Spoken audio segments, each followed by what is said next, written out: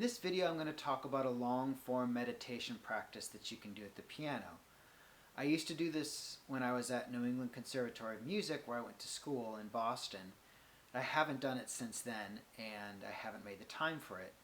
It's a practice that you can do sitting at an acoustic piano. It doesn't really work for a keyboard. It works best for a piano. You can do it on a guitar as well, or even a bass.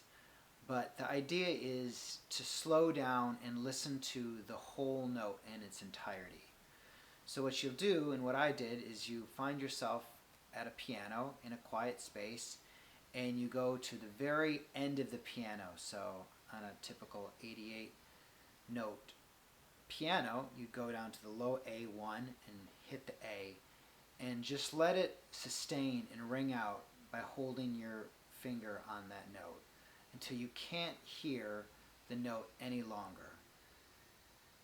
And once you're done with that and you can't hear any other sound from that note, go to the next note, go to B flat, and hit that and just let it ring and ring and ring.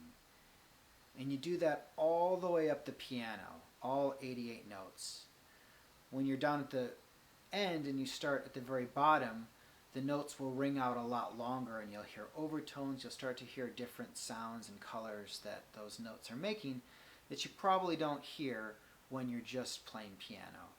When you get towards the top, the notes will become shorter and you aren't waiting as long because the strings are shorter, the beats per minute that those notes are making are shorter, so our ears can't hear where those notes end. They'll end at a certain point, and it'll be a shorter amount of time that you're sitting on those notes.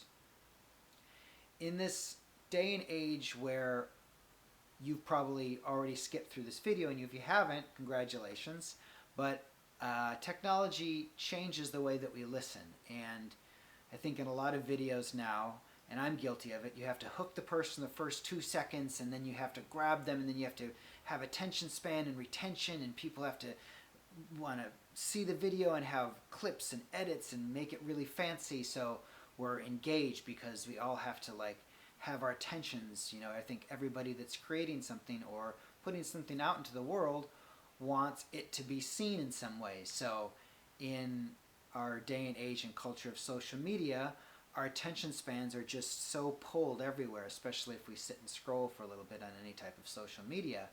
And we can go through all sorts of different content within the span of a couple seconds, a few minutes, or go down a hole, a social media hole. And it really messes with our minds, I think. So I find that doing something like this goes against that and really slows down our ear and slows down the way that we play. It's not fancy, it's not flashy, and it's definitely something that if you were to open up a video and someone were to go boom, you would have scrolled past. I know I would have scrolled past really quickly unless it would have gathered my attention in some way. So if you have the time to do that, you don't have to do the whole piano. You could just do one octave or even one note, even just boom, and just listen to how long that will sustain, and let your mind try to just focus on listening to that note in its entirety. Easier said than done. I think our minds wander a lot, and if it does, that's totally fine. Just notice where it goes to and try to come back to that note in its entirety and try to listen to it. Then it's gone. It's a great practice. It slows you down and helps you open up your ear in a way that you might not have done before.